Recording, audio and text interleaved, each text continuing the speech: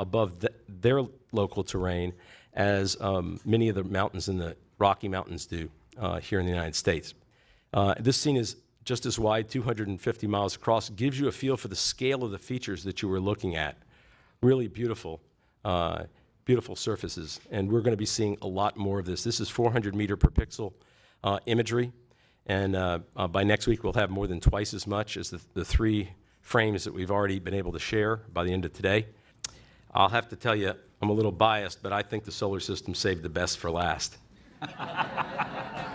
Still having to remind myself to take deep breaths. I mean, the landscape is just astoundingly amazing.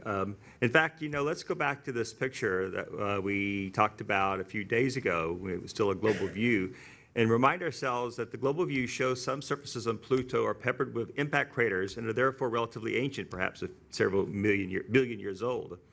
Whereas other regions, such as the interior of the heart, which we've now named Tomball Regio, show no craters at all, are thus, you know, obviously younger, and indicate that Pluto's experienced a long and thus all of this suggests that Pluto's experienced a long and complex geological history.